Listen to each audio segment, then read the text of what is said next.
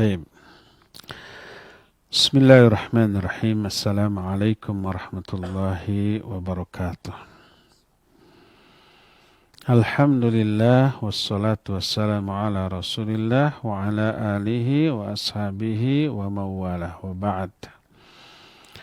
Para pendengar jamaah Majelis Ta'lim Mumtaz Indonesia di mana saja Anda berada, juga para pendengar radio Tarbiyah Sunnah Bandung serta radio-radio lain, juga pemirsa TV manapun yang ikut gabung, juga para netizen melalui akun manapun di mana saja Anda berada. Alhamdulillah, kembali kita berjumpa melanjutkan kitab Ad-Da'u wad-Dawa susunan Al-Imam Ibnu Qayyim rahimahullahu ta'ala. Kita sedang membahas syubhat orang-orang yang overconfidence, terlalu percaya diri, terlalu durhaka, dengan bersandar secara salah faham kepada sifat Allah, bahwa Allah itu Rahman dan Rahim, Allah itu Ghafur Rahim, Allah Maha Lautan Ampunan. Jadi dosanya terus, tapi pede,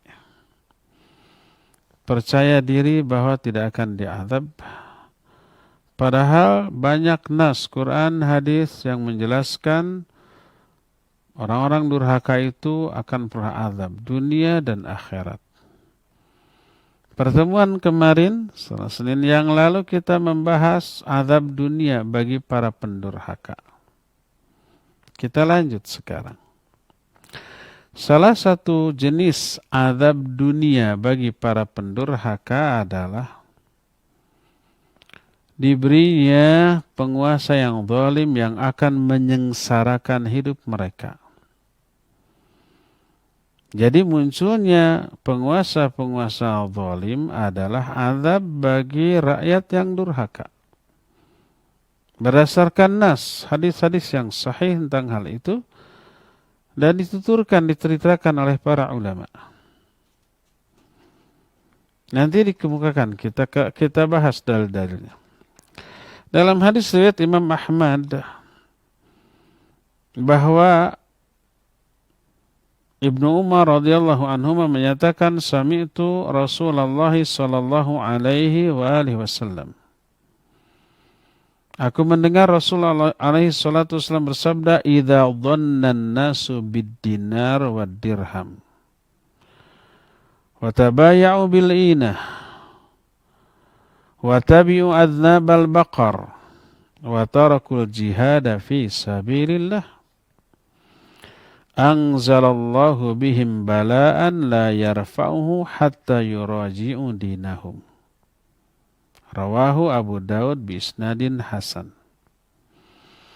Kata Nabi SAW, bila manusia sudah bakhil, sudah kikir, sudah pelit dengan dinar dan dirhamnya, gak mau infak, gak mau sedekah, gak mau nolong orang, fakir miskin, anak-anak yatim, orang-orang lemah yang tak mampu, gak mau nolong mereka. Dia bakhil, dia kikir, dia pelit, dia buntut kasiran, dia keket, merengkel, cap jahe, meregehese. Itu bakhil.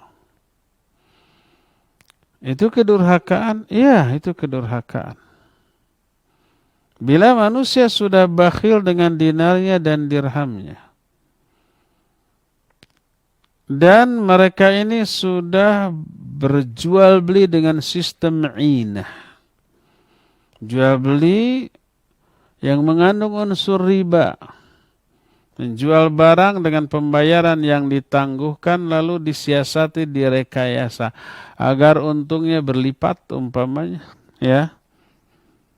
Kalau seorang manusia mereka berjual beli dengan sistem inah,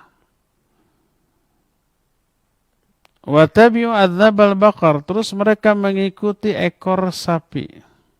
Maksudnya ekor sapi ini untuk mencambuki orang-orang. Jadi tunduk, patuh, setia satu kepada para penguasa yang memiliki power, kekuasaan. Mau benar mau salah diikuti. Wa tarakul jihad fi sabilillah. Mereka pun sudah meninggalkan jihad fi sabilillah.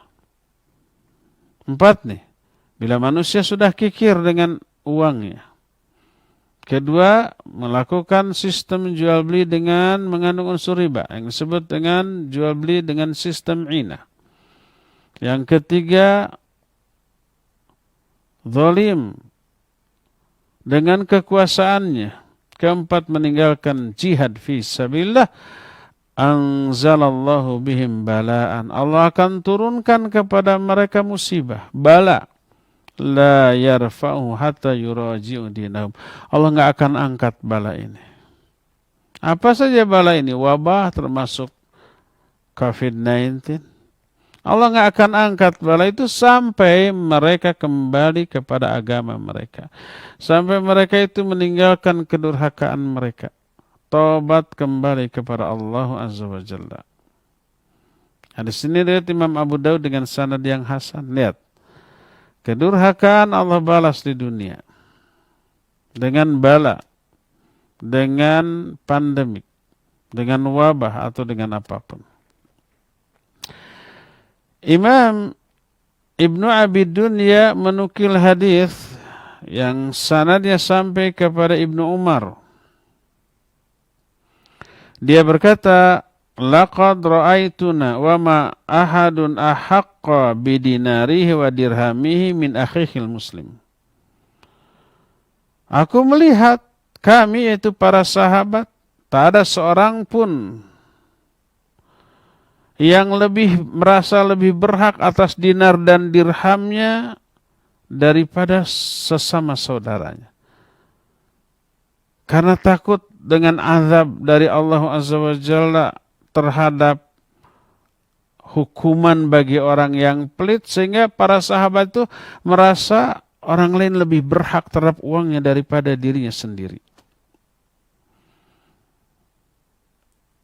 Laqad sami'tu Rasul alaihi salatu wasallam yaqul, aku sungguh pernah mendengar Rasul sallallahu alaihi wasallam bersabda, idza dhanna an-nasu bid-dinar wa dirham wa tabaya'u bil-'inah wa tarakul jihada fi sabilillah wa akhadhu adnabal baqar anzalallahu alaihi minas sama'i bala'an fala yarfa'uhu anhum hatta yuraji'u dinahum.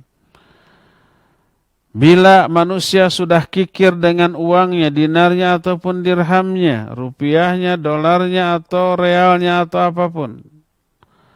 Mereka juga sudah melakukan jual beli dengan sistem inah. Mereka juga sudah meninggalkan jihad fi sabilillah. Mereka juga sudah mengambil ekor-ekor sapi lalu memukuli orang dengan ekor sapi itu. Artinya mereka meraih kekuasaan untuk berbuat zalim. Maka Allah akan turunkan kepada mereka bala, musibah dari langit. Allah tidak akan mengangkat musibah ini sampai mereka kembali kepada agama mereka. Sampai meninggalkan kedurhakaan. Makanya berkata Al-Hasan, innal fitnata wallahi wa ma hiya illa uqubatum minallahi 'alan nas. Sesungguhnya musibah yang disebut dengan sebutan fitnah. Sesungguhnya musibah demi Allah itu tiada lain kecuali itu hukuman dari Allah bagi kedurhakaan manusia. Sampai sebagian atau beberapa nabi di kalangan Bani Israel memandang apa yang dilakukan oleh seorang penguasa zalim namanya Bukhtansar atau Bukht an-Nasr. Bukht an-Nasr ini seorang yang pernah menguasai dunia. Berkata Nabi SAW, yamliku dunya musliman wa kafiran.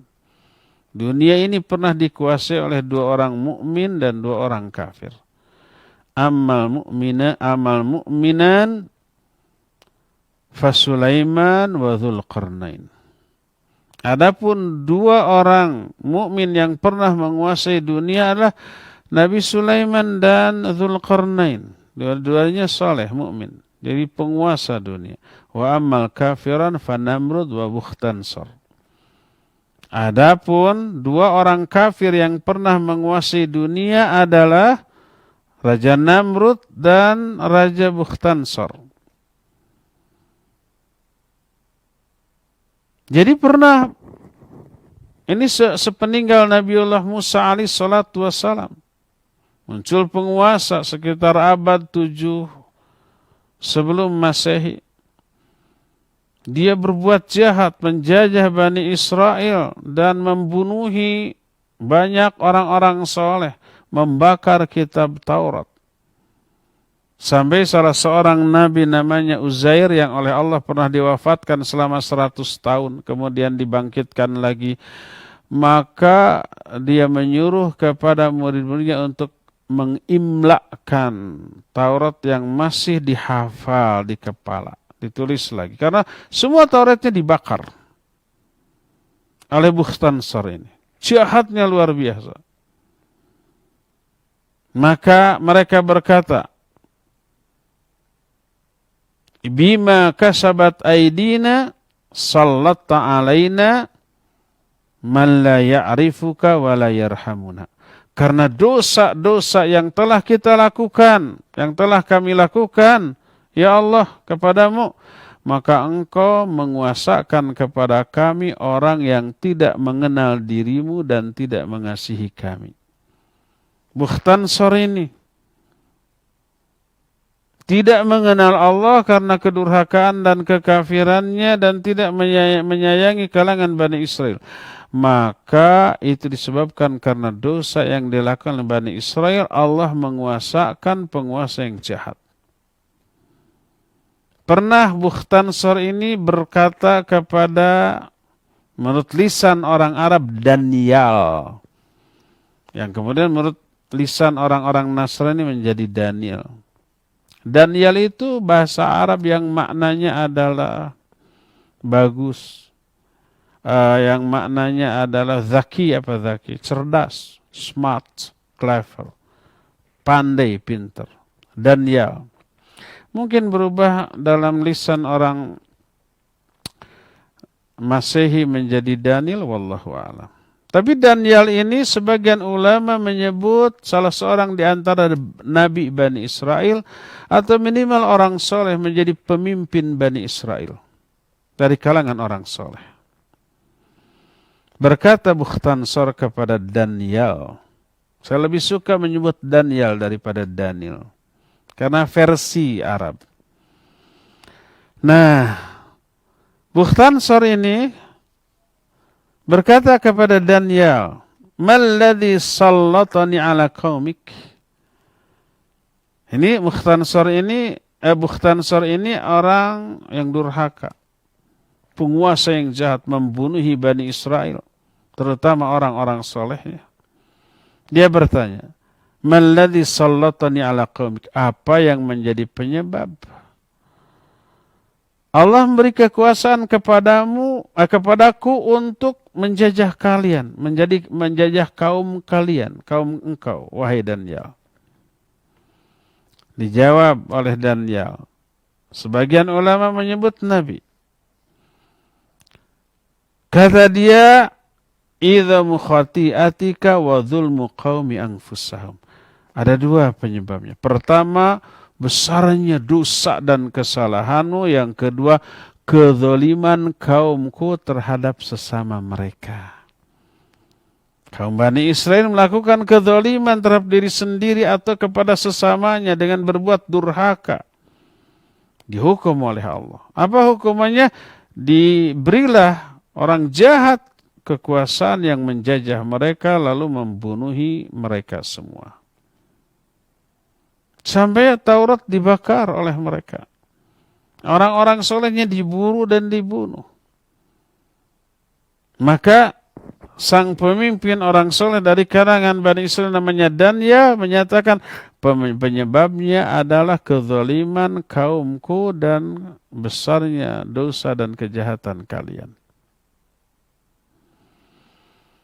Imam Ibnu Abid Dunya juga menukil hadis yang sampai kepada Ammar bin Yasir dan Hudzaifah al-Yamani dari Nabi alaihi salatu wassalam.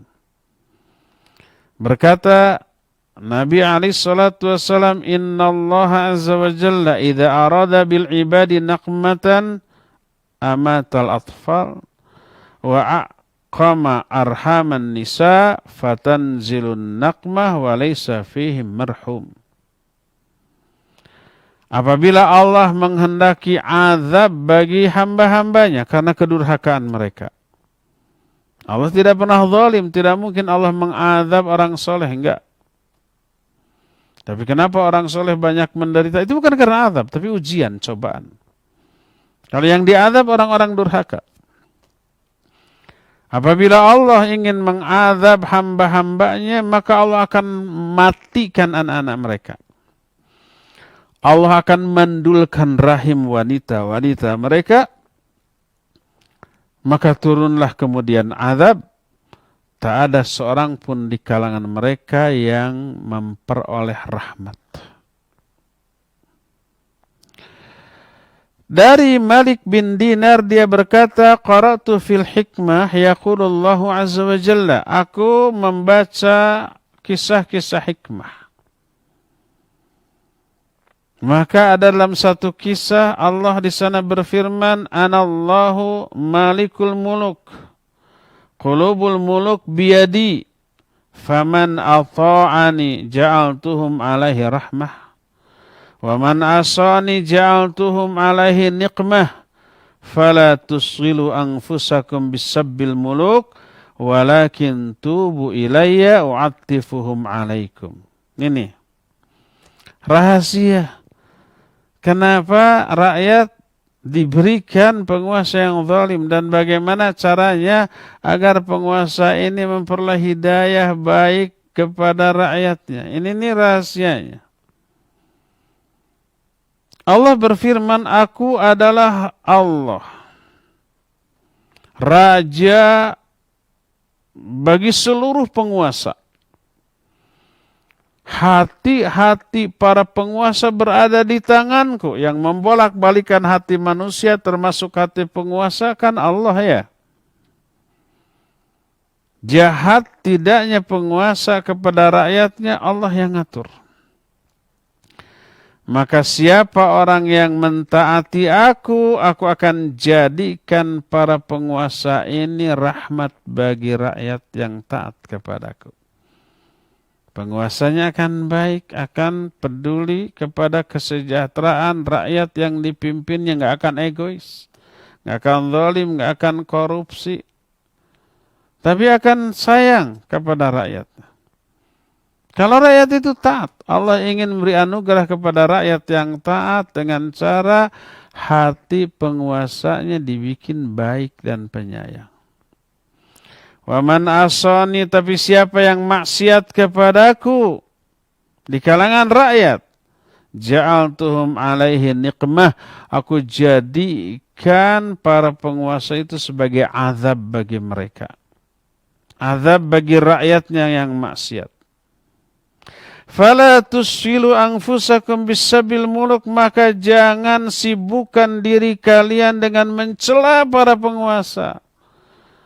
Para penguasa itu dibikin jahatnya itu oleh Allah untuk mengazab rakyatnya yang durhaka. Jangan kalian sibukkan diri kalian dengan mencela para penguasa, walakin tubu ilayya, tapi tobatlah kalian kepadaku, wa'attifuhum alaikum, aku akan lembutkan hati para penguasa terhadap kalian. Lihat. Kita mengetahui bahwa kezaliman, kejahatan penguasa kepada rakyat itu azab atas kedurhakaan rakyatnya. Kalau ingin berubah jangan mencela penguasanya, karena penguasa itu dibikin jahatnya oleh Allah. Kenapa Allah membuat penguasa itu menjadi jahat? Untuk mengazab rakyat yang durhaka karena kedurhakaan. Jangan sibukkan dirimu dengan mencela para penguasa. Tapi tobatlah kalian kepadaku, aku akan lembutkan, aku akan baikkan hati para penguasa itu kepadamu. Dalam Marasilul Hisan atau Hasan dikatakan, idza aradallahu biqaumin khairan ja'ala amrahum ila hulamaihim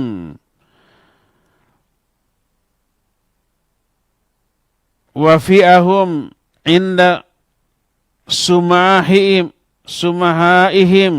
wa idza aradallahu biqaumin syarran ja'ala amrahum ila sufaihim wa fi'ahum illa inda bukhalaihim. Apabila Allah menghendaki kebaikan atas suatu kaum, Allah jadikan urusan mereka diserahkan kepada pemimpin-pemimpin yang lembut. Allah berikan rizki-rizki mereka kepada orang-orang yang dermawan. Kalau rizki ada di tangan orang dermawan, orang fakir miskin bakal kebagian tuh. Kalau kekuasaan berada di tangan orang-orang yang baik, yang lembut, yang sabar, maka rakyat yang lemahnya akan terayomi, tersejahterakan, terlindungi.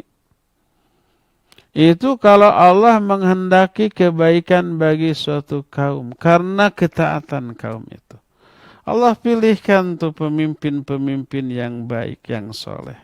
Sejahtera kaum itu. Allah bagikan rizki kepada orang-orang yang dermawannya. Maka akan terdistribusi kepada orang-orang fakir dan miskinnya. Itu kalau Allah menghendaki kebaikan bagi suatu kaum karena ketaatan kaum itu kepada Allah. Tapi sebaliknya apabila Allah menghendaki keburukan atas suatu kaum karena kedurhakaan kaum itu, Allah nggak mungkin menimpakan keburukan kalau orang tersebut soleh, baik, enggak. Kalau Allah menginginkan keburukan atau azab terhadap suatu kaum karena kedurhakaan mereka, Allah serahkan urusan kepemimpinan mereka kepada orang-orang bodoh dan orang-orang jahat. Dan Allah akan berikan rizki kepada orang-orang bakhil di kalangan mereka. Bayangkan, kalau rizki sektor ekonomi dikuasai oleh orang-orang bakhil, orang-orang egois, orang-orang yang tak peduli kepada lingkungan sekitar, fakir miskin, anak-anak yatim, dan orang-orang yang gak mampu, gak peduli. Kalau kekuasaan berada di tangan orang yang bodoh tentang agama, walaupun mereka bergelar profesor, doktor, insinyur, saking pinternya dalam urusan dunia, gelarnya lebih panjang daripada namanya, tapi bodoh dalam perkara agama dan jahat. Bayangkan, kekuasaan di tangan orang seperti itu, rakyat akan dizalimi, akan disengsarakan. Dan kalau sektor ekonomi dikuasai oleh orang-orang yang bakhil, kebayang jurang pemisah si kaya dan si miskin akan semakin menganga. Imam Ahmad dan yang lainnya menukil riwayat dari Qatadah, dia berkata, qala Musa, ya Rabbi anta fis sama wa nahnu fil ard, fama alamatu ghadabika min ridhak. Nabi Musa pernah berkata, ya Allah, Engkau ada di langit, kami ada di bumi. Apa tanda kemurkaanmu kepada kami dan apa tanda keridhaanmu kepada kami? Maka dijawab oleh Allah Azza wa Jalla, idza sta'maltu 'alaikum khiyarakum fahuwa min alamati ridhai 'alaikum. Wa idza sta'maltu 'alaikum syirarakum fahuwa alamatu sukhti 'alaikum. Allahul musta'an. Kata Allah, apabila aku memberikan kekuasaan kepada orang-orang terbaik di antara kalian, yang berkuasa, yang menjadi pemimpin itu orang soleh, orang baik, itu tanda ridhoku kepada kalian. Kenapa dulu para sahabat dipimpin oleh Khulafaur Rasyidin? Allah ridho kepada mereka. Diberi pemimpin-pemimpin terbaik, Abu Bakar, Umar, Utsman, Ali. Dan apabila aku memberi kekuasaan kepada orang-orang buruk di antara kalian, yang berkuasa di antara kalian itu orang jahat, yang menjadi penguasa di kalangan kalian orang terburuk, sehingga menyengsarakan kalian sebagai rakyatnya, maka itulah tanda kemurkaanku kepada kalian. Dan Allah tidak zalim, nggak mungkin murka kepada orang soleh. Pasti kemurkaan Allah itu karena kedurhakaan mereka. Berkata Fudail bin Iyad, "Auhallahu ila ba'dil anbiya idza asani man ya'rifuni sallattu alaihi man la ya'rifuni." Kata Fudail bin Iyad, Allah telah mewahyukan kepada para nabi. Apa isi dari wahyu Allah itu? Kata Allah, apabila orang yang mengenal aku tapi bermaksiat kepadaku. Ulama-ulamanya, ustadz-ustadznya, dai-dainya, orang berilmunya, tahu kenal tentang Allah tapi maksiat, sengaja dilanggar. Maka akan aku berikan kekuasaan kepada orang yang tidak mengenal aku. Yang berkuasa itu orang yang gak kenal Allah. Orang kafir, orang durhaka, orang ateis, orang yang gak peduli kepada agama, itu berkuasa, bayangkan. Zalim dia, menyengsarakan rakyat yang dipimpinnya. Itu karena apa? Karena kemaksiatan orang-orang yang mengenal Allah. Kemaksiatan kaum muslimin menyebabkan Allah berikan kekuasaan kepada orang kafir. Akibatnya mereka menyengsarakan kehidupan kaum muslimin tersebut. Itu azab. Makanya kezaliman penguasa itu merupakan azab karena kedurhakaan rakyatnya.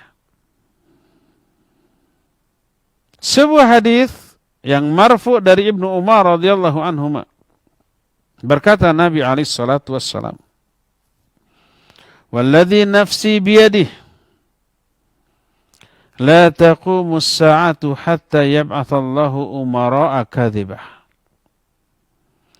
wa wuzara'a fajara wa awanan khawana wa urafa zalamah wa qurra fasaqah simahum simahur ruhban wa qulubuhum antanu minal jifah ahwa'uhum mukhtalifah fayaftahu Allahu lahum fitnatan qubara'a mudlimah fayatahawakuna fiha walladhi nafsu Muhammadin biyadih la yanqusanna al-islamu urwatan hatta la yuqal Allah Allah la ta'muranna bil ma'ruf wa la tahawunna 'anil munkar au la yusallitanna Allahu 'alaikum syirarakum fayasumunakum su'al 'adzab thumma yad'u khiyarukum fala yustajabu lahum wallahi la ta'muranna bil ma'ruf wa la tahawunna 'anil munkar au la yab'athanna Allahu 'alaikum man la yarhamu sigharakum wa la yuwaqqiru kabirakum." Allahul musta'an. Ini sudah terjadi di zaman kita, di negeri kita. Dan di banyak negeri di seluruh dunia. Kata Rasul sallallahu alaihi wasallam, demi Allah yang jiwaku berada dalam genggaman tangannya, tidak akan terjadi hari kiamat sebelum Allah mengutus umaro yang pendusta, tukang gombal, tukang pencitraan, penguasa-penguasa pendusta, menteri-menteri yang durhaka, pembantu-pembantu penguasa yang khianat, dan orang-orang berilmu tapi zalim, orang-orang yang berilmu tapi fasik. Penguasanya para pendusta, menteri-menterinya orang durhaka, para pembantu penasihat dari penguasa ini orang-orang khianat. Ada ulama orang-orang berilmunya tapi zalim dan fasik. Tanda-tanda mereka menampakkan tanda-tanda ahli ibadah, tapi hati mereka lebih busuk daripada bangkai. Penampilan fisik mereka seperti ulama, tapi hati mereka lebih busuk, lebih bau daripada bangkai. Hawa-hawa nafsu mereka beragam, bervariasi, berbeda-beda. Allah bukakan bagi mereka fitnah, kezaliman. Mereka saling cakar, saling sikut di dalamnya. Demi Allah yang jiwa Muhammad berada dalam genggaman tangannya, Islam ini pasti akan terlepas seutas demi seutas. Sehingga tak ada lagi di alam dunia ini orang yang menyebut nama Allah, Allah. Maka beramal ma'ruflah kalian dengan sesungguh-sungguhnya. Bernahi mungkarlah kalian dengan sebenar-benarnya. Atau kalau enggak demikian, Allah akan berikan kekuasaan kepada orang-orang jahat di antara kalian. Lalu mereka menimpakan azab secara merata kepada kalian. Menyengsarakan kalian. Lalu orang-orang terbaik di antara kalian berdoa kepada Allah. Tapi Allah tidak akan lagi mengijabah doa mereka. Di kalangan bangsa yang bejat, yang bobrok, ada orang-orang solehnya, orang-orang baiknya, ahli ibadah. Tapi doanya juga mardud, ditolak oleh Allah Azza wa Jalla. Karena tidak beramar ma'ruf nahi munkar. Maka demi Allah beramar ma'ruflah kalian, bernahi munkarlah kalian.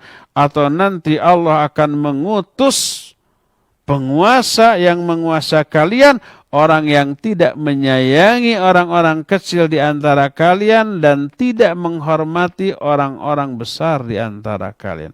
Ulama-ulamanya dihinakan, dilecehkan, dijadikan sebagai bahan guyonan oleh orang-orang fasiknya.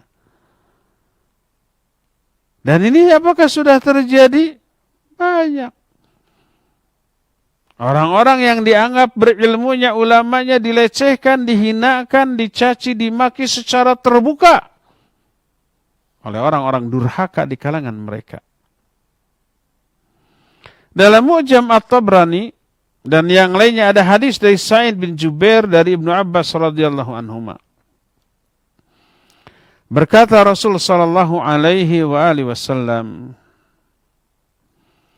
"Ma طفف قوم كيلا ولا بخسوا ميزانا إلا منعهم الله عز وجل القطر وما ظهر في قوم الزنا إلا ظهر فيهم الموت وما ظهر في قوم الربا إلا سلط الله عليهم الجنون ولا ظهر في قوم القتل yaqtulu ba'duhum ba'dha illa sallallahu alaihim aduwahum wala dhahara fi qaumin amalu qaumil lut illa dhahara fihimul khasaf wa ma taraka qaumunul amr bil ma'ruf wan nahy 'anil munkar illa lam turfa a'maluhum wa lam yusma' du'auhum." Kata Nabi sallallahu alaihi wasallam, tidaklah suatu kaum mengurangi timbangan, mengurangi takaran, kiloan. Tidaklah para pedagang itu curang dalam menimbang. Kecuali Allah akan menahan curah hujannya kepada mereka. Diberi kemarau, diberi paceklik. Karena kecurangan para pedagang. Karena kekotoran para pebisnis. Dan tidaklah muncul zina di suatu kaum. Terang-terangan orang yang berzina kemudian mengekspos aktivitas zinahnya secara terang-terangan di media sosial. Tanpa malu. Muka badak, bahkan bangga. Tidaklah muncul perzinahan di suatu kaum. Kecuali akan muncul banyak kematian. Tidaklah muncul di suatu kaum aktivitas riba, kecuali Allah akan mencampakkan kepada mereka penyakit kegilaan. Dan tidaklah muncul bunuh-bunuhan di suatu kaum kecuali Allah akan menguasakan kepada mereka musuh-musuh mereka yang akan menguasai, berkuasa atas mereka, atas kaum muslimin adalah musuh-musuh kaum muslimin. Karena apa? Banyak bunuh-bunuhan. Dan tidaklah muncul di suatu kaum perbuatan gay, homoseksual, LGBT, L-nya apa? Lesbian, G-nya gay, B-nya biseksual, T-nya transgender. Pokoknya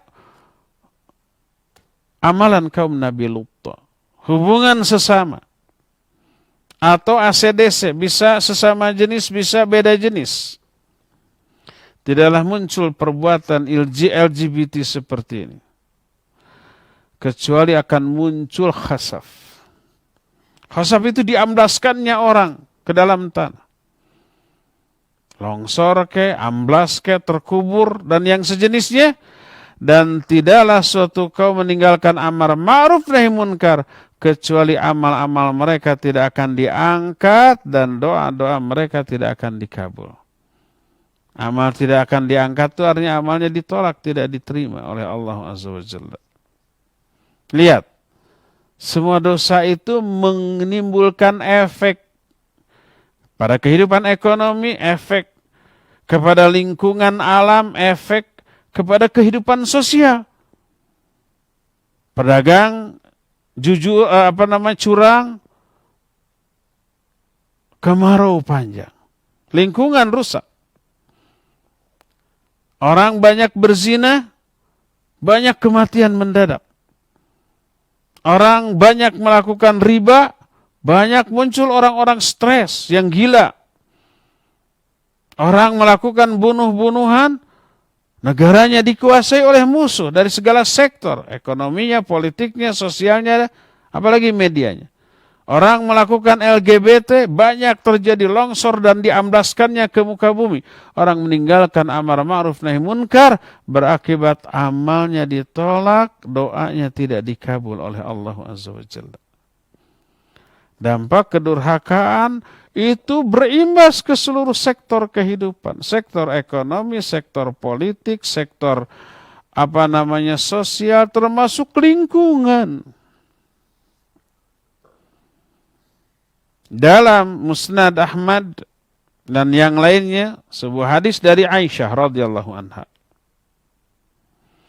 Dia berkata, dakhala alayya Rasulullah sallallahu alaihi wa alihi wasallam. Wa qad hafazahu nafas, fa'araftu fi wajhihi an qad hafazahu syai'un, fama takallama hatta tawadha'a. Wa kharaja falasiqtu bil hujrah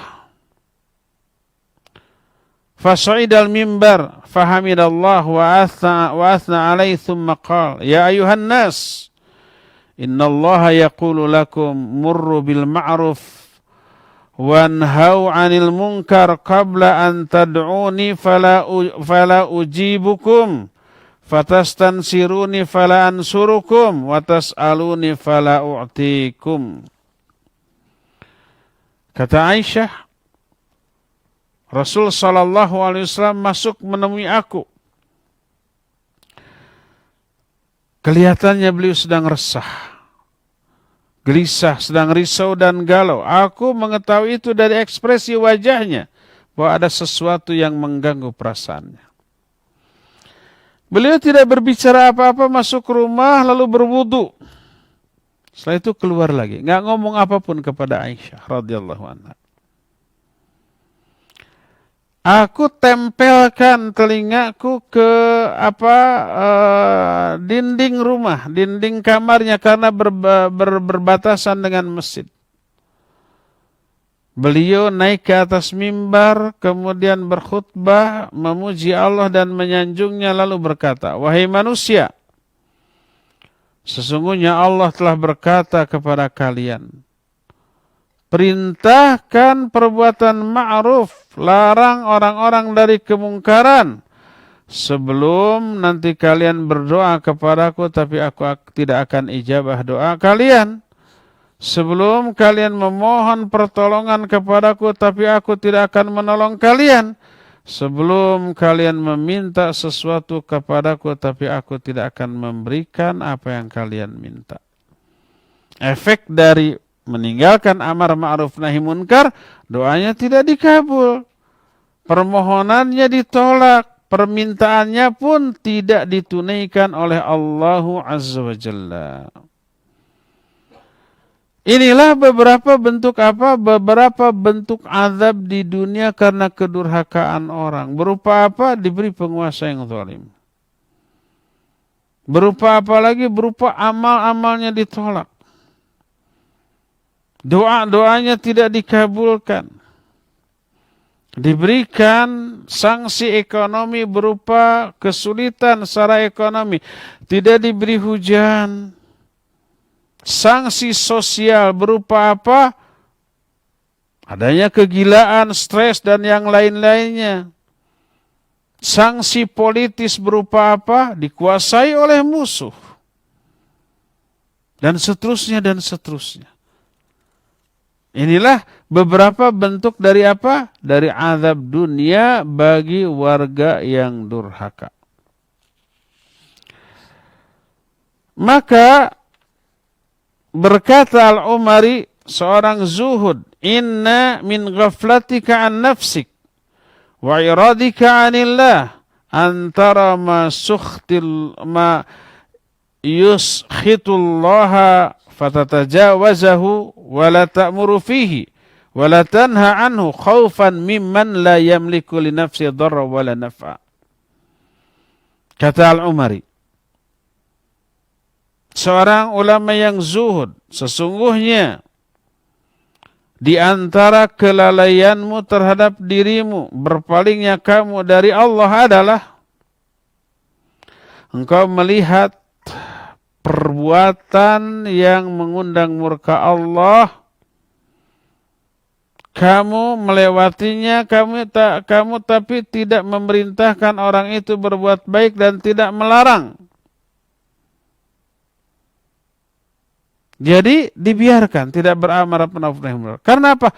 Khaufan mimma la yamliku li nafsi dharra wa la naf'a. Karena takut kepada makhluk yang sebenarnya makhluk itu tidak memiliki kekuasaan untuk memberi manfaat atau madarat sekalipun kepada kamu. Yang bisa memberikan maslahat ataupun madarat hanyalah Allah Subhanahu wa taala, bukan makhluk. Lalu dia berkata, "Man tarakal amra bil ma'ruf wan nahya 'anil munkar makhafatan minal makhluqin nuzi'at minhu ta'ah walau amara waladahu aw ba'dha mawalihi la lastakhaffa bihaqqih." Siapa orang yang meninggalkan amar ma'ruf nahi munkar karena takut kepada makhluk, akan dicabut ketaatan orang lain kepada dirinya. Sehingga kalau dia memerintahkan anaknya atau pembantunya atau hamba sahayanya, anaknya, pembantunya, hamba sahayanya menganggap enteng kepada perintahmu dan tidak mentaatinya. Oleh karena itu kalau seorang bos, pemimpin level apapun memerintahkan ke bawahan-bawahan, cuek nggak nurut. Seorang guru yang harus ditaati oleh muridnya memerintahkan ke muridnya tidak ditaati. Orang tua yang menyuruh ini itu kepada anaknya harusnya ditaati, anaknya tidak nurut. Atau majikan kepada pembantunya atau majikan kepada hamba sahayanya memerintah, dianggap angin lalu, tidak diturut. Itu tanda dicabutnya ketaatan orang lain kepada orang itu karena orang itu meninggalkan amar ma'ruf nahi munkar. Bayangkan, ini efek dari kedurhakaan kepada syariat Allah SWT. Maka azabnya beragam, mencakup berbagai macam sektor. Sektor ekonominya, sektor politiknya, sektor sosialnya, bahkan kehidupan keluarganya pun berefek. Anaknya nggak taat, pembantunya nggak taat, bawahan-bawahannya tidak taat, karena kedurhakaan dalam bentuk tidak beramar ma'ruf nahi munkar. Dan banyak lagi keterangan-keterangan lain yang intinya adalah bahwa keburukan orang lain, baik sesama atau bahkan bawahan, apalagi penguasa, kejahatan mereka, merupakan azab karena kedurhakaan kita. Dari sinilah kita tidak boleh mengabaikan kedurhakaan kita kepada Allah dengan hanya bersandar tenang, Allah Maghfurur Rahim. Allah Lautan ampunan. Walaupun kita durhaka, Allah akan ampuni kita, masukkan kita ke surga dan menyelamatkan kita dari neraka. Enggak boleh berasumsi seperti itu. Nih, azab Allah turun dunia dan akhirat dengan berbagai macam ragam dan variasi azab. Salah satunya adalah diazabnya kita karena kedurhakaan kita dalam bentuk dikuasainya kita oleh penguasa-penguasa zalim yang kemudian menyengsarakan kita. Ya, apa solusinya? Solusinya tobat, kembali kepada agama Allah, maka Allah lah yang akan merubah hati penguasa itu menjadi baik atau mengganti penguasa buruk dengan penguasa yang baik. Ya, inilah penjelasan kita di pagi hari ini, cukup sampai di sini dan kita masih punya sisa waktu untuk bertanya jawab. Wa sallallahu ala nabiyina Muhammadin wa ala alihi wa sahbihi wasallam. Mangga. Ya, syukran Ustadz atas pemaparan materi yang disampaikan. Dan kami mengundang kepada para pendengar dan pemirsa dimanapun antum berada yang menyimak kajian di pagi hari ini. Silakan bagi antum yang akan bertanya melalui line telepon, bisa melalui line telepon di nomor 022-8686-2637 atau bisa melalui pesan singkat ke nomor 0811-227-1476. Baik, kita angkat terlebih dahulu dari penanya lewat pesan singkat. Ya, dari Bogor Ustadz, dari Pak Dede di Bogor, mohon maaf keluar dari tema. Assalamualaikum Ustadz, bagaimana sikap kita apabila menemukan barang berharga seperti emas atau uang cukup besar di jalanan umum dan jauh dari pemukiman? Syukran jazakallahu khairan Ustadz. Baik, barakallahu fik. Kalau nilainya cukup besar, luqatah, ya, untuk zaman sekarang sebaiknya distorkan, diberikan kepada orang yang berwenang, ke kantor polisi umpamanya, ya, atau penguasa setempat, ke RT RW ataupun kades atau lurah, ya, atau camat. Kemudian disebarkan infonya, beritanya bahwa ada emas tertemukan atau uang segepok tertemukan di sana, ya. Maka kalau umpamanya di sana ada identitas si pemilik, ada nomor telepon nih, kasihkan. Jangan ada pikiran mumpung nggak ada yang tahu lalu kita manfaatkan untuk diri sendiri, maka berarti kita memakan harta yang bukan menjadi milik kita. Ya, kalau umpamanya di negara kita itu ada bidang yang mengurusi masalah itu, lost and found umpamanya, ya, berikan ke sana, nanti orang-orang akan mencari ke sana. Di bandara biasanya ada, ya, bagian ini. Demikian juga di Mekah ataupun di Madinah ada lost and found. Jadi bagian yang menampung barang-barang temuan. Kalau kita kehilangan sesuatu, datang aja ke sana, nanti ditunjukkan, suruh cari sendiri, ada nggak barangnya. Kehilangan paspor, kehilangan kantong, kehilangan apapun yang berharga, store ke sana, nanti orang mencari ke sana, ya. Demikian, wallahu alam bissawab. Silakan lagi. Syukran Ustaz atas jawabannya. Kita beralih ke penanya melalui line telepon. Silakan. Ya, silakan. Halo. Assalamualaikum. Waalaikumsalam warahmatullahi wabarakatuh. Dengan Ibu siapa di mana? Bu Yati. Oh, Ibu Ibu Yati, Yati. silakan Bu Yati. dilonggerin ya. Iya Ustaz, keluar tema Ustaz. Iya. Ini kalau air gitu di ember seember penuh diminum kucing, apa boleh buat dipakai wudhu gitu Ustaz? Gitu Diminum? aja, Ustaz. Diminum kucing. Kucing. Iya. Oh, dijilati. Jilat. Iya. Iya. Baik. Syukran, Ustaz. Iya. Assalamualaikum. Jazakumullah Waalaikumsalam khairan. warahmatullahi Jazakallahu khair. Jazakallahu khairan. Iya.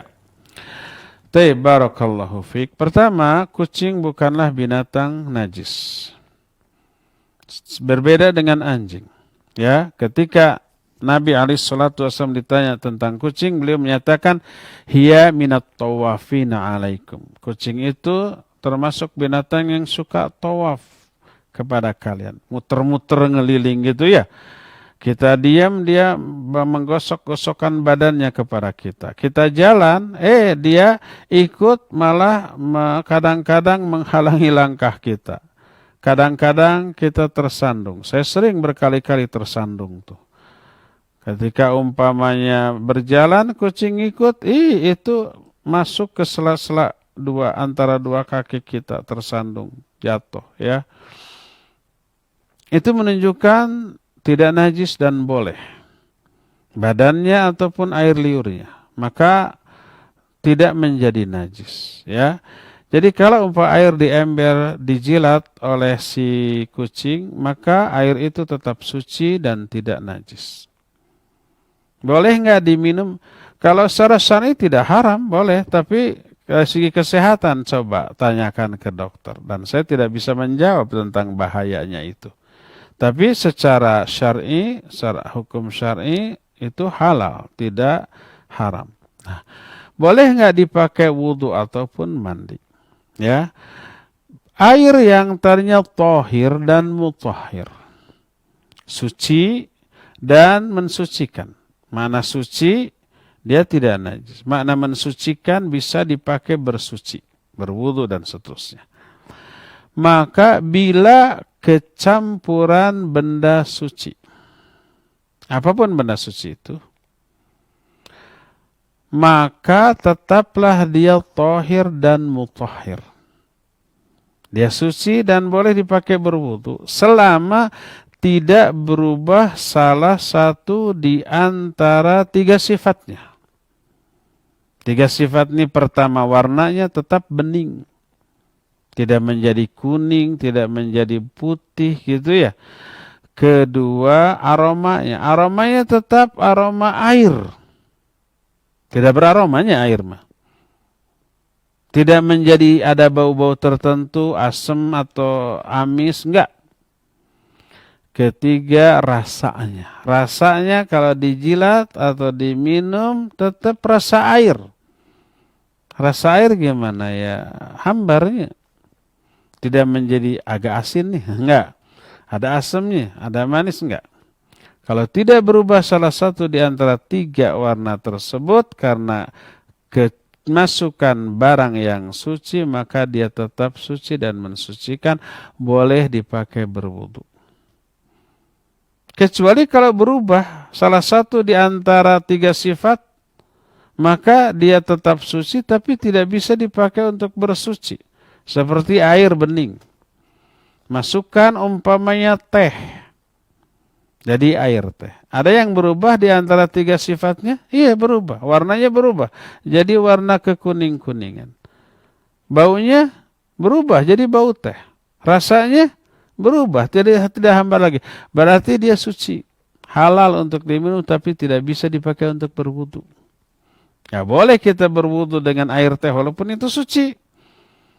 Ya boleh kita berwudu dengan air kopi walaupun suci. Tidak menjadi najis. Dan barang yang masuk juga bukan barang najis tapi barang suci seperti gula, seperti sirup, seperti teh. Tetap suci, makanya boleh diminum tapi tidak bisa dipakai bersuci karena sudah berubah salah satu di antara tiga sifat. Nah, kembali ke air seember. Dijilat oleh kucing. Kucing najis apa tidak? Tidak najis.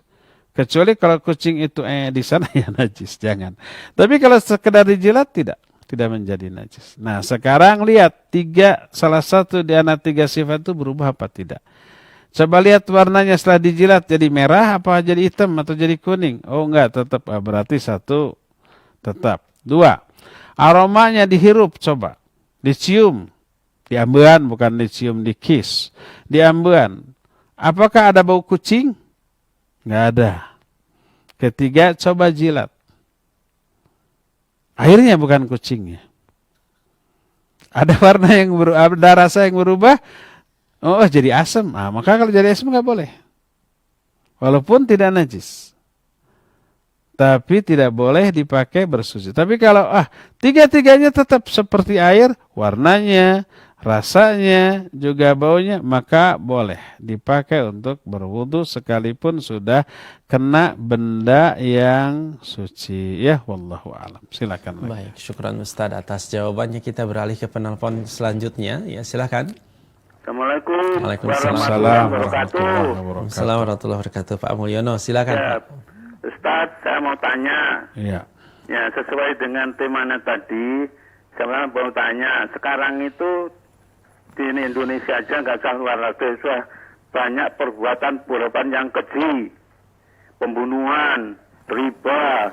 Apa itu termasuk para ahli agama orang sudah melupakan hal-hal agama yang membentengkan sendiri, atau penguasa-penguasa yang tidak memperdulikan rakyat. Sekian, assalamualaikum warahmatullahi wabarakatuh. Waalaikumsalam warahmatullahi wabarakatuh.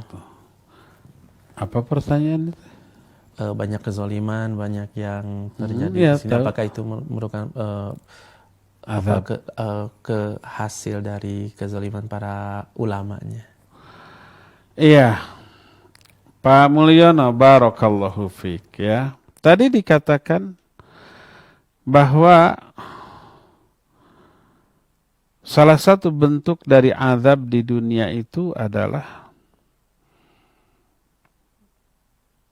diberikan kekuasaan ini kepada orang-orang zalim yang akan menyengsarakan. Bentuk kedurhakaannya tadi, ulama-ulamanya menjadi orang tidak beramar ma'ruf nahi munkar. Terus tadi dikatakan para pedagangnya curang. Tidak mau mengeluarkan zakat dan infak serta sedekah. Muncul pembunuhan, muncul perzinahan, muncul riba. Apa akibatnya? Allah turunkan azab. Azabnya apa? Tadi disebutkan. Penguasanya zalim. Ulama-ulamanya fasik. Ulama-ulamanya durhaka. Penampilannya seperti penampilan ahli ibadah, tapi hatinya lebih busuk daripada bau bangkai. Nah, apakah ini siksaan? Iya, siksaan bagi rakyat. Rakyat yang melihat ulama-ulama yang menjadi panutannya ternyata fasik, udah kehilangan arah mereka. Apakah itu siksaan? Iya, siksaan secara psikis ya. Apalagi kalau penguasanya zalim, ya jelas sengsara dari berbagai macam sisi ekonominya, sisi sosialnya, sisi politiknya dan seterusnya. Menjadi sengsara, ya. Jadi semua itu saling berkaitan satu sama lain. Apa solusinya? Kembali kepada agama Allah. Tobat dari semua kedurhakaannya itu, maka Allah nanti akan mengatur agar kondisi kehidupan kita sebagai warga setelah taat akan menjadi lebih kondusif, lebih baik. Kuncinya apa?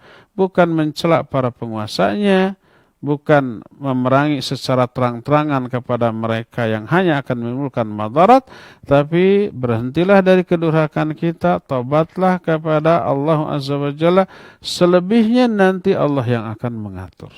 Ya. Wallahu a'lam bishawab. Silakan. Baik, syukran Ustaz atas jawabannya. Kita beralih ke penanya selanjutnya dari hamba Allah di Gede Bage.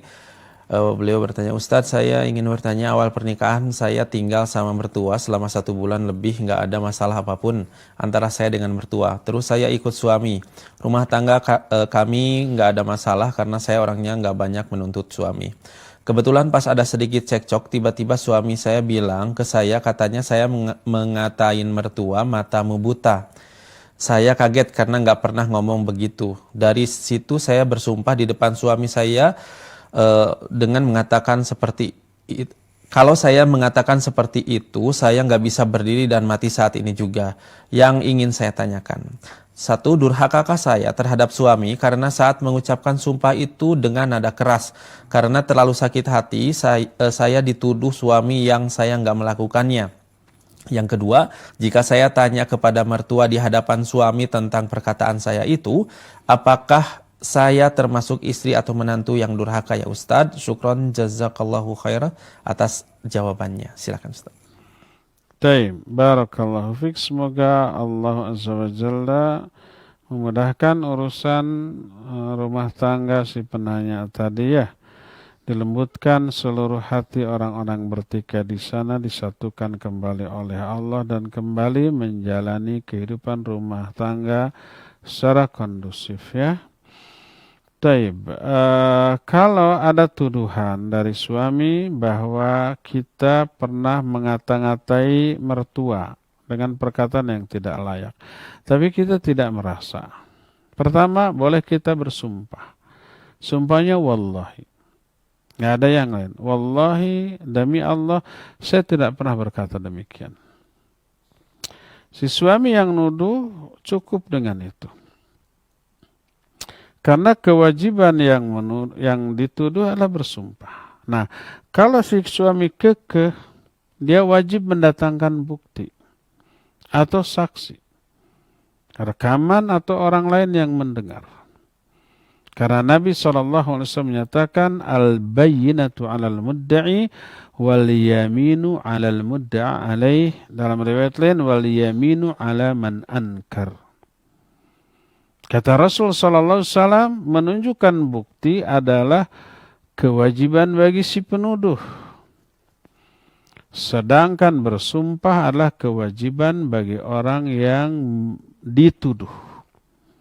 Orang yang dituduh berkewajiban sumpah. Demi Allah, saya tidak melakukan itu.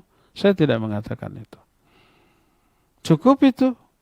Maka kalau orang yang dituduh itu sudah bersumpah, wajib kita percaya sumpahnya. Wajib kita terima. Dan wajib si penuduh itu mendatangkan bukti. Ada rekamannya atau ada saksi yang bisa dipercaya. Jangan-jangan itu fitnah. Jangan-jangan itu hanya kedengkian dan seterusnya. Ya. Kecuali kalau ada bukti, ada saksi. Ada saksi yang menyatakan sampai 5 orang, ya saya dengar di hadapan saya, ada lagi rekaman, nih ada videonya, nih kamu ngomong begini. Walaupun sumpah 1000 kali, gugur itu sumpah. Kalau ada bukti yang kuat. Karena Nabi SAW menyatakan, ya, kata beliau, al-bayyinatus shadiqah muqaddamun alal yaminil fajirah. Bahwa bukti yang benar itu harus lebih didahulukan daripada sumpah yang palsu. Kalau sumpah kan bisa aja bohong. Tapi bukti ini real, nyata. Oleh karena itulah maka kalau tidak ada bukti maka terima sumpahnya. Cukup dengan bersumpah maka wajib diterima. Selama tidak ada bukti. Kecuali kalau ada bukti atau saksi yang menguatkan baru sumpahnya itu berguguran.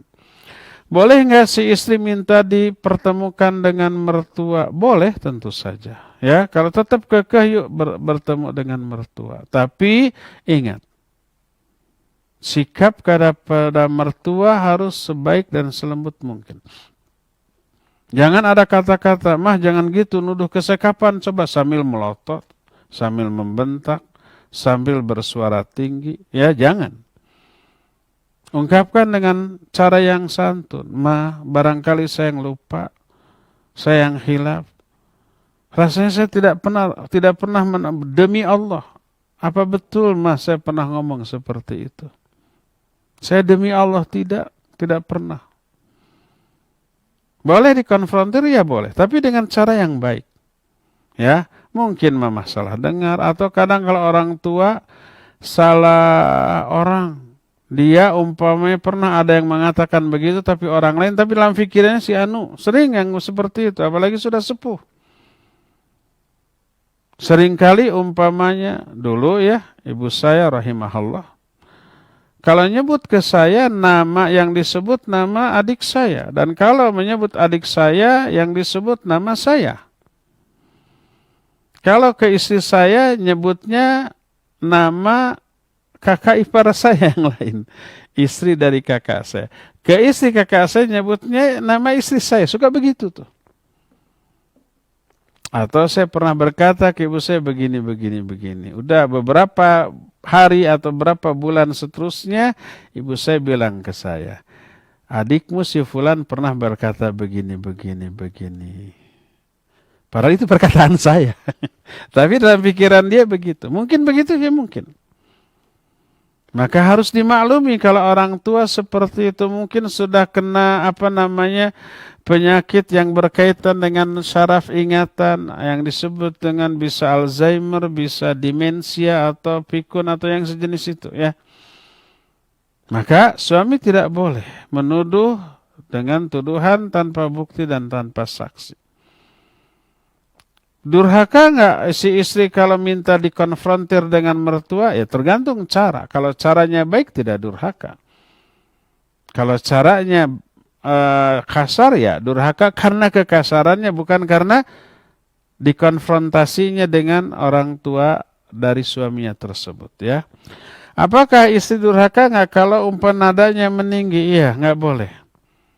Daripada meninggi lebih baik nangis. Sebutkan abi sayangku atau mas atau kang atau aa.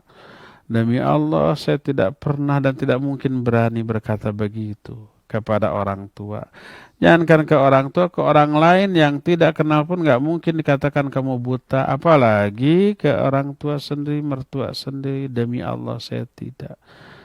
Bila tidak percaya, ayo pertemukan dengan mama, dengan ibu, dengan siapalah gitu sebutannya ke mertua. Begitu ya. Mudah-mudahan Allah memberikan solusi ya wallahu alam. Silakan lagi. Baik. Terima kasih Ustaz. Syukran jazakallahu khair atas jawabannya. Kita beralih ke penanya melalui pesan singkat Ibu Leni di Purwakarta. Assalamualaikum Ustaz. Afwan, mau bertanya keluar dari tema. Anak awal cek kehamilan itu ke dokter yang laki-laki karena tidak tahu kalau sesuai syariat harus ke dokter perempuan lagi. Nah, minggu sekarang Ana mau cek kehamilan lagi, tapi di kota Ana kebetulan zona merah. Jadi kalau rumah sakit besar pasti ada rapid test corona.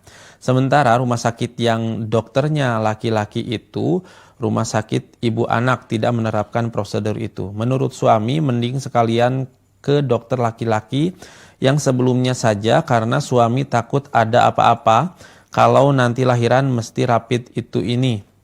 Bagaimana ya Ustadz solusinya kalau ke rumah sakit lain mungkin harus ulang lagi dari awal? Apa ini termasuk uzur? Jazakallahu khairan Ustadz. Silakan.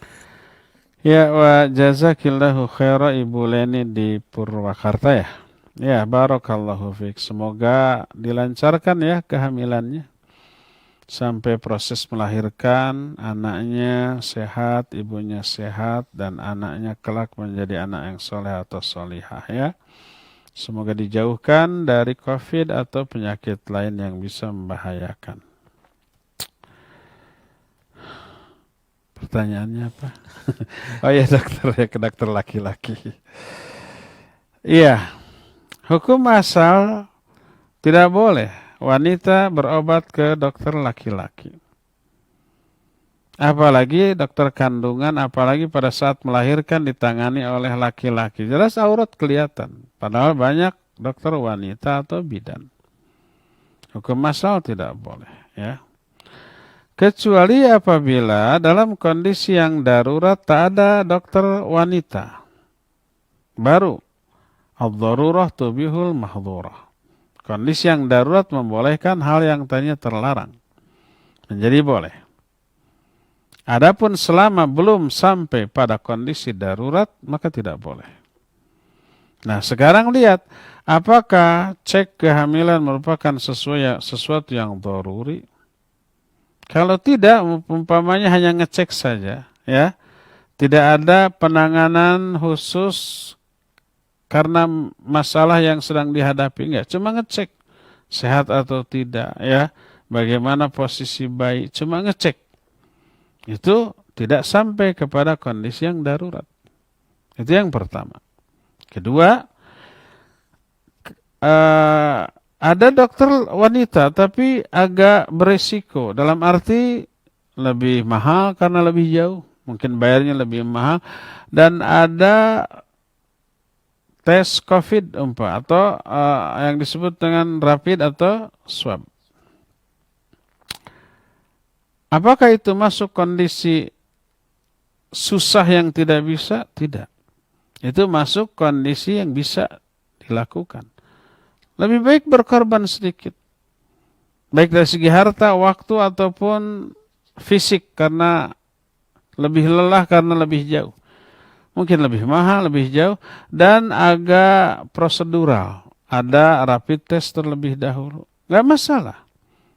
Itu untuk menentukan keselamatan kita, daripada ke klinik terdekat tapi tidak ketat, kena COVID di sana gimana? Karena COVID itu sekarang tidak di klinik kecil atau di rumah sakit besar, di jalan juga bisa ketemu orang, hai, kemudian salaman, cipika-cipiki, bisa kena. Di warung bisa kena, di angkot bisa kena. Di klinik, walaupun klinik tapi tidak menerapkan prosedur kesehatan yang standar gitu, oh itu beresiko. Harusnya sebagai klinik itu harus lebih ketat loh. Kita aja masjid ketat kok, ada cek suhu, ada hand sanitizer, ada jaga jarak, ada larangan menyentuh pintu, ada larangan untuk bersentuhan, bersalaman, ya. Di mal-mal aja juga ketat sekarang, di kantor-kantor, masa ini klinik enggak? Kalau saya ada klinik seperti itu, lebih baik jangan ke sana. Walaupun ada dokter wanita di sana umpamanya. Karena tidak ketat, nanti kalau terkena COVID gimana? Lebih baik ke klinik yang walaupun agak jauh tapi ketat pemeriksaan. Itu untuk lebih memastikan kondisi kesehatan kita. Maka itu tidak termasuk kondisi darurat. Kalau saya memandang seandainya di klinik kecil itu ada dokter wanita, tapi tidak ketat di dalam menerapkan protokol kesehatan, itu berisiko lebih baik jangan. Seperti umpamanya kalau ada masjid membuka sholat berjamaah, tapi tidak menerapkan protokol kesehatan. Sholatnya safnya rapat, salaman, kemudian tidak ada pengecekan suhu tubuh, tidak ada hand sanitizer, pintunya tertutup sehingga orang yang keluar masuk harus menyentuh handle pintu itu. Sebaiknya jangan ke masjid seperti itu. Pilih masjid yang yang menerapkan protokol kesehatan yang ketat demi memastikan kesehatan kita. Kok takut amat? Ya memang diperintahkan begitu. Wala tulqu bi aydikum ila tahlukah. Firra minal mazlum firaraka minal asad.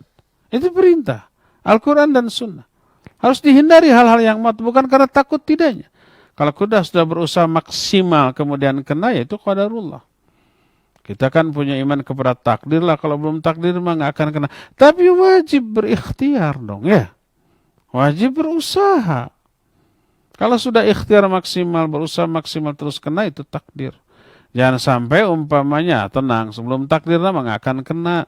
Kalau sudah takdir mah walaupun menghindar juga kena tuh. Banyak yang menghindar tapi kena, banyak yang tidak menghindar tapi nggak kena. Nah, lalu di mana ikhtiar? Perintah usaha, ya, perintah untuk ikhtiar. Bagaimana penerapan ayat wala tulqu bi aydikum ila tahlukah? Ya, bagaimana penerapan hadis firra minal mazlum firaraka minal asad? Iman kepada takdir wajib disertai ikhtiar. Tawakal dilakukan setelah ikhtiar maksimal. Kalau tawakal tapi tidak ikhtiar, itu tawakal yang keliru pemahamannya. Jadi tidak darurat pergi ke dokter laki-laki di klinik terdekat yang tidak menerapkan prosedur atau protokol kesehatan. Lebih baik ke tempat yang agak jauh tapi lebih memastikan kondisi kesehatan kita. Ada rapid di sana, ada protokol kesehatan yang ketat, itu lebih memastikan daripada ini enteng, tidak ribet, tapi berisiko. Ya, apalagi melanggar syariat berupa disentuh oleh dokter laki-laki. Ya, wallahu a'lam bishawab. Terakhir ya, silakan. Ya, baik. Syukran Ustadz atas jawabannya. Pertanyaan selanjutnya dari hamba Allah, tidak menyebutkan tempatnya di mana. Maaf, keluar dari tema Ustadz, mohon petunjuk ilmunya. Bagaimana hukum istri yang bekerja di bank konvensional? Lalu bagaimana jika suami sudah mengingatkan tapi istri tidak menurut? Silakan Ustadz. Iya, pertama istrinya durhaka. Dari dua sisi. Sisi pertama, dia bekerja dengan cara yang Allah haramkan. Riba, ya. Ribanya dosanya sama, baik pencatatnya, yang meminjamnya, yang memberi pinjamannya, yang menjadi saksinya, kulluhum sawa. Semuanya itu sama. Maka haram, hasil pekerjaannya haram, hasilnya haram. Tidak boleh. Dan dosanya dosa besar. Itu menantang perang kepada Allah dan Rasulnya, ya. Dosanya jangan dikira. Itu sekecil-kecil dosa riba, itu sama dengan besarnya dosa zina dengan ibu. Seseorang berzina dengan ibu sebesar-besar dosa perzinahan. Yarhamukallah. Nah, dosa terkecil riba sebanding dengan itu. Wajib takut. Kedua, tidak taat kepada suami, kata suami, keluar. Nanti cari usaha atau kerja lain. Nggak nurut. Dosa-dosa lagi 2 kali. Maka si suami bukan sekedar usul atau menyarankan untuk keluar. Wajib dia itu mencegah. Sudah, kamu di rumah saja. Urusan mencari rezeki itu tanggung jawab saya sebagai suami. Ya. Wajib dia itu memaksa si istri untuk berhenti dari perbuatan dosanya. Berupa bekerja secara ribawi. Kalau tidak, ya sudahlah, saya sudah mengingatkan, terserah kamu, nanti tanggung jawab di akhirat, pikul sendiri. Nggak bisa, suami akan diminta. Nabi SAW menyatakan, kullukum ra'im wa kullukum mas'ulun an ra'iyatih. Setiap kalian pemimpin dan setiap kalian nanti akan ditanya. Kalau ditanya, kenapa kamu biarkan istrimu? Saya sudah larang tapi tetap kekeh. Kamu kan pemimpin. Harus bisa memaksa. Diam kamu di rumah, ya. Kalau mau kerja, cari kerjaan yang halal. Itu tanggung jawab suami. Apabila suami tidak berbuat demikian, maka dia pun memikul dosa dari kedurhakaan istri ini. Cukup ya, sampai di sini. Insyaallah kita jumpa kembali hari Senin yang akan datang. Subhanakallahum bihamdik, asyhadu an la ilaha illa anta, astaghfiruka wa atubu ilaik. Walhamdulillahirabbil alamin. Wassalamualaikum warahmatullahi wabarakatuh. Waalaikumsalam warahmatullahi wabarakatuh. Syukran jazakallahu khairan wa barakallahu fiik kepada Ustaz Abu Haidar As-Sundawi hafizahullahu taala yang telah menyampaikan kajian di pagi hari ini dan menjawab pertanyaan dari para penanya yang sudah disampaikan. Semoga Al-Ustaz senantiasa dijaga oleh Allah Subhanahu wa taala dan diberikan kesehatan oleh Allah Subhanahu wa taala hingga dapat kembali bertemu dalam kajian online selanjutnya. Ikhwati iman azani Allah wa iyyakum, semoga kita yang menyimak memperoleh faidah dan manfaat dan menjadi amal soleh untuk kita semua, dan kami segenap kru yang bertugas mengucapkan syukran jazakumullahu khairan atas atensi dari para pendengar dan pemirsa dimanapun antum berada. Sampai bertemu kembali pada kajian kitab Ad-Da'wah Dawa Senin pekan yang akan datang. Subhanakallahumma wa bihamdika asyhadu an la ilaha illa anta astaghfiruka wa atubu ilaik. Assalamualaikum warahmatullahi wabarakatuh. Yuk belanja di TS Mart. Dengan belanja di TS Mart, Anda turut berpartisipasi dalam dakwah yang diselenggarakan YTS.